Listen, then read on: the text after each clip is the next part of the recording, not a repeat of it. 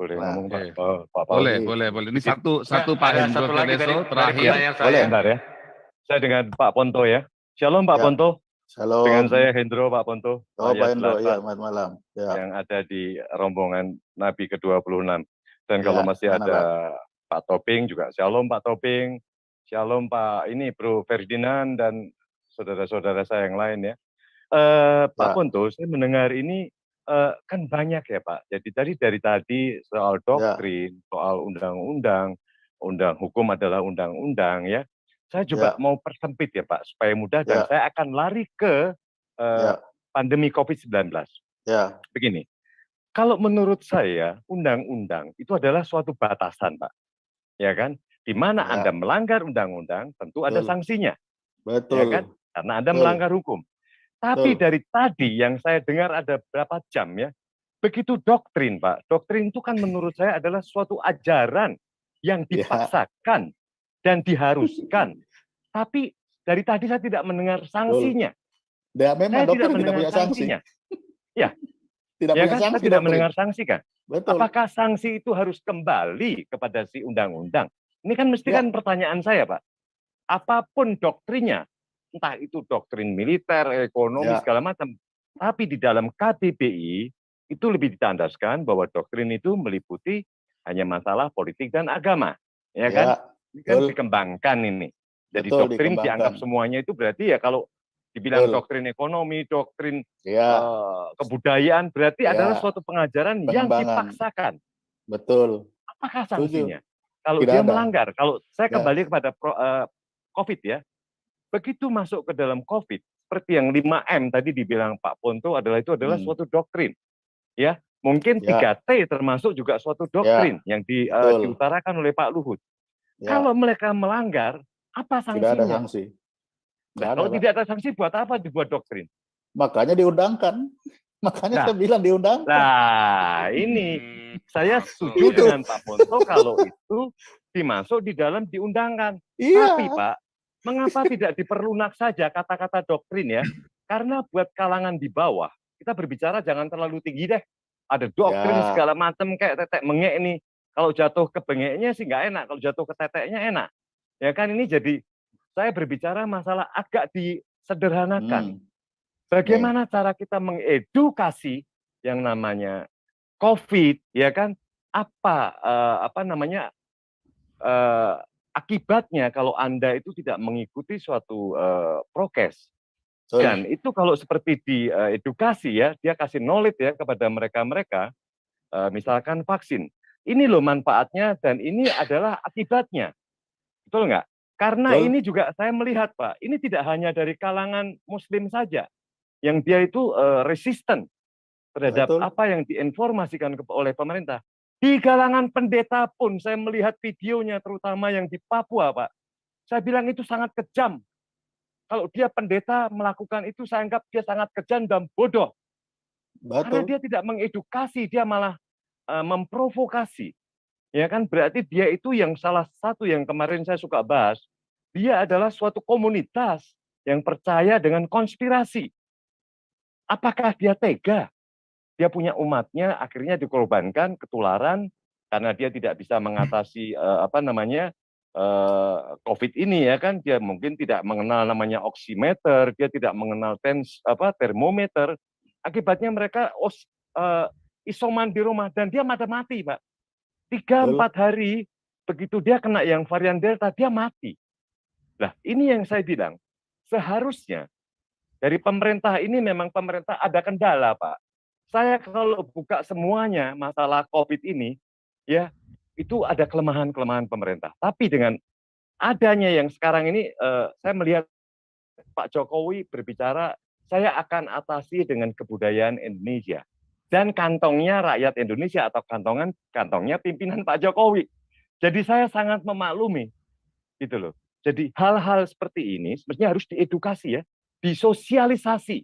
Ini loh ulama, tolong dikasihkan edukasi, tolong disosialisasikan ke umatmu. Hai pendeta nih, tolong disosialisasikan ke umatmu bahwa ini loh risikonya daripada Anda kalau kena COVID-19 apalagi varian Delta. Menurut saya begitu Pak. Betul nggak Pak Ponto? Mungkin bagaimana suatu pencerahan ya yang saya sederhanakan. yang saya dengar sekian jam ini, Pak. Terima kasih. Jadi Pak. gini Pak, memang makanya saya mulai dengan segitiga ini kan. Ya, Ini betul. Saya mulai Betul. dengan segitiga ini untuk menghindari jangan sampai kita debat kusir. Ya. Nanti kita bicara virus ternyata ada di sini. Kalau kita berbicara vaksin kan ada di sini, Pak. Betul di manusia sekali. ini. Iya kan?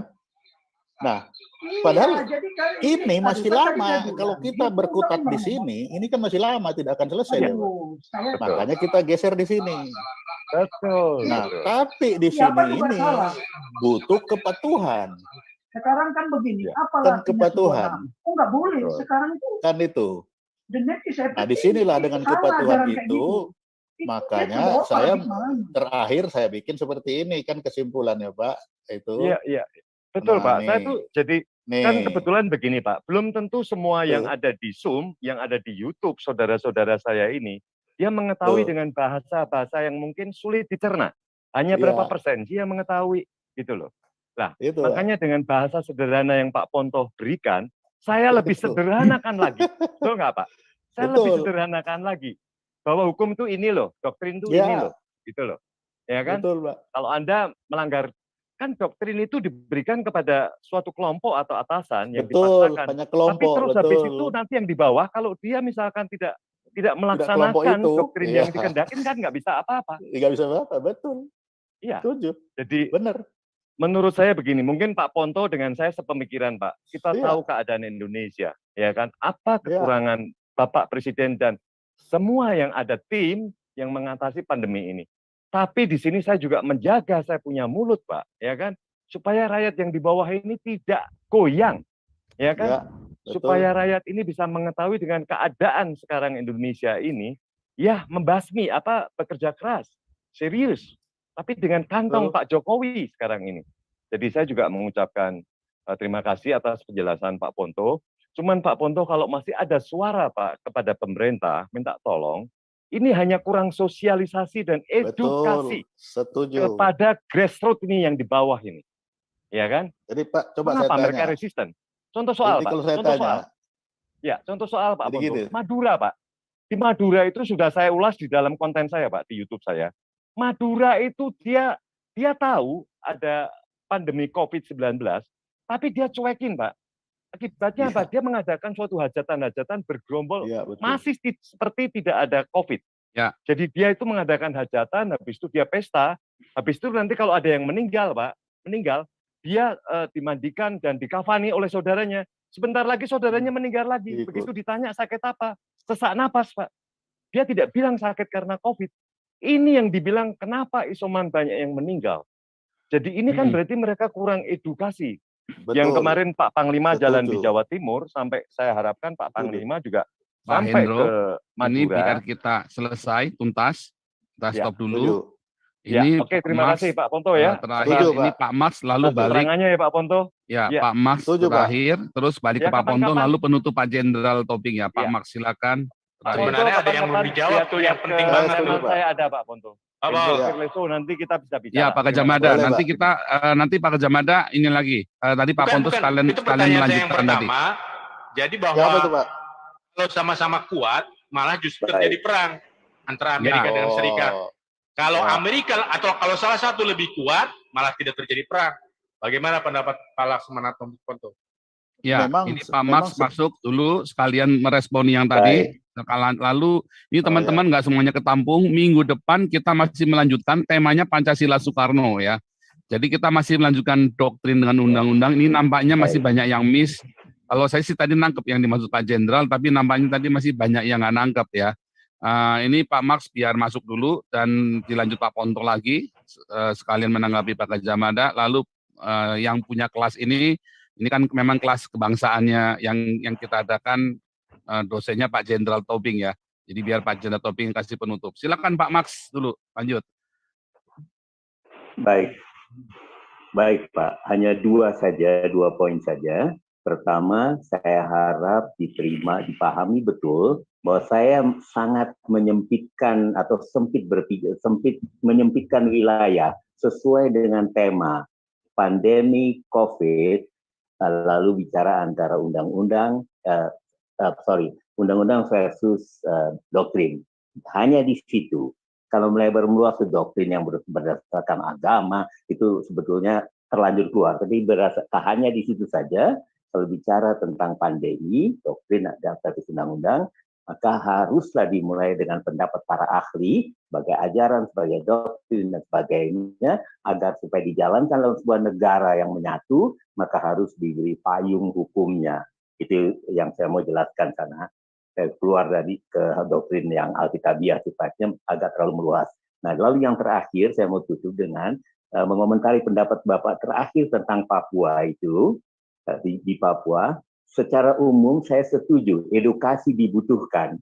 Tapi pada giliran yang sama juga, kita perlu melihat, kalau kita menyebut Indonesia itu luas sekali, kalau kita mengatakan Papua, itu juga masih luas sekali. Pada waktu dikatakan pendeta-pendeta di Papua yang menolak dan sebagainya, sangat-sangat salah kalau dilihat dari lokasinya. Nama tempat itu, kecamatan yang muncul dengan 23 gereja, itu Kuamki Narama. Nama-namanya. Kuamki Narama itu luasnya 12 km persegi, penduduknya 7.700 orang. Saya bandingkan dengan tempat saya, Kecamatan Menteng, itu luasnya hanya 2,5 km, jumlah penduduknya 31.000 orang. Kuamki Narama sama sekali tidak membutuhkan peraturan yang sama seperti yang diberlakukan di kecamatan saya, Kecamatan Menteng. Karena luasnya wilayah, sedikitnya penduduk. Itu dari sisi geografis.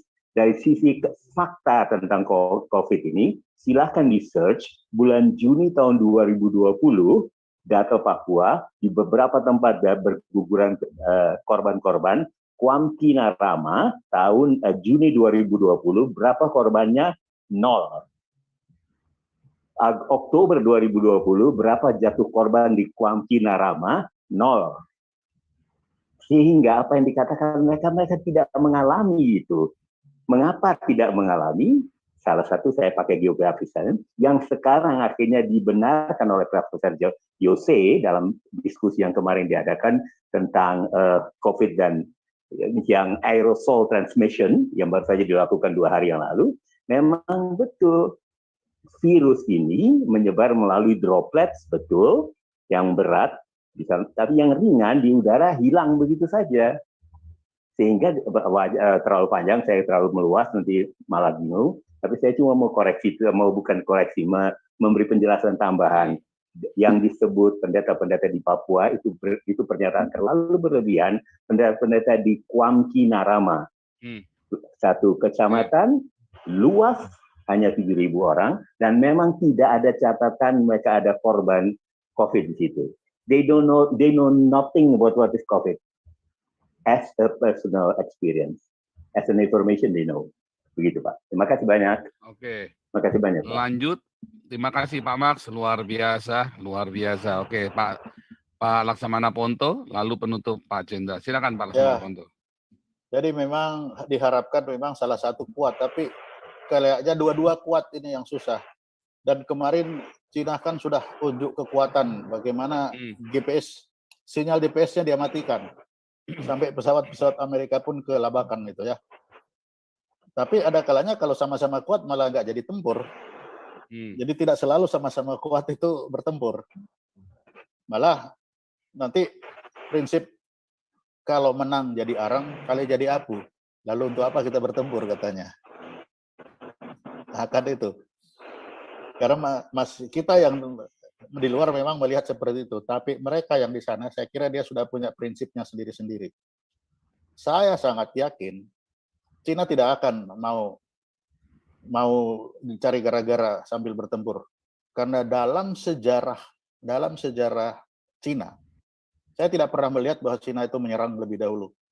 Malah Cina itu adalah korban Jepang, korban dari Mongol, korban Korea, tapi ya masih konsisten. Untuk apa perang? Perang itu menang jadi arang, kalah jadi abu. Tapi ekonomi jangan ditanya. Dia lebih berat ke sana. Dia tidak mau perekonomiannya rusak. Jadi kalaupun sekarang apa yang dilakukan oleh Cina, itu bagi saya sepertinya melihat itu adalah tembok Cina zaman now.